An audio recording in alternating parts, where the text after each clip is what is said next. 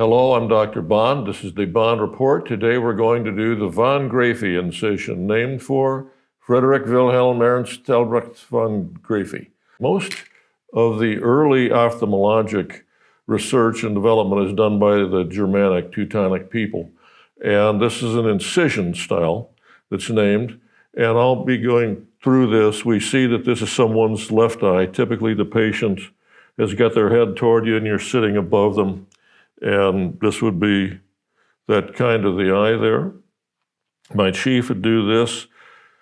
We had a fellow that, corneal fellow, you do post-training, and some of them would train with a cornea, which was his subspecialty.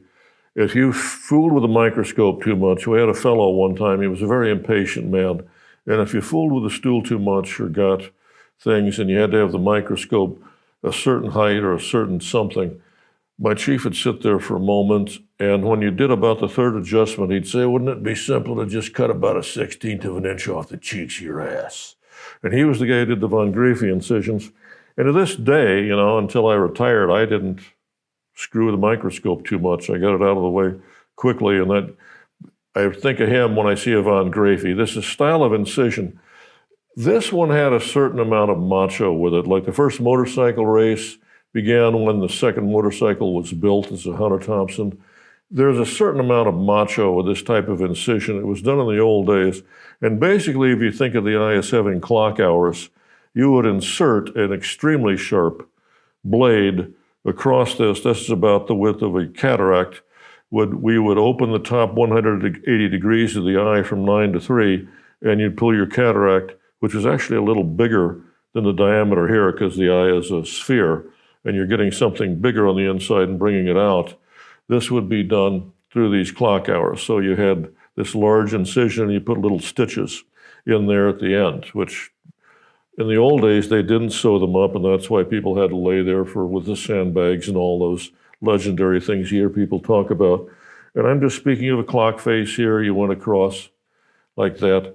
So you fixated at the bottom, and don't worry, I don't have any graphic slides till the end, and then I will give you some warning. So there won't be any surprises there. This is a von Graefe incision. This thing is hugely sharp on one side. I just thought I'd put it with some people going across Abbey Road where I had some spares. This is a von Graefe incision. It went all the way across, and there was sort of a rite of passage. Now, we stopped doing von Graefes when I was a resident, but in the old days, you had to get ready and make sure and do this and that because it's a very final thing. You've got a very sharp blade there, and you're going to get that 9 o'clock, and you're going to come out through 12 o'clock, and you're going to make the whole 180-degree cut all at once. And you want to be sure you have that right because you can get it wrong, and then you got a hell of a problem. So this was rites of passage. You can go through periods of discomfort and patience, but there's no real skipping it. It's something like experience. Like Camus said, experience can't be done for you, and it can't be done out of a book. You got to do it for yourself. And this was a rite of passage. And there was also, like, if you're something like being a college boy and you're trying to drink a shot correctly, make a von Graefe incision had a lot of elements where you're not a candy-ass pussy. You got to grip the shot glass just so, and you got to not bend your wrist, and you got to do this and that. There's a whole macho thing about doing this right. It's just making yourself look like a pussy. And it was far more overdone than it needed to be in the old days. So I just wanted to emphasize that. I know that's a direct thing. It was like the correct drinking of a shot, but you had to get it just right. It's a rite of passage.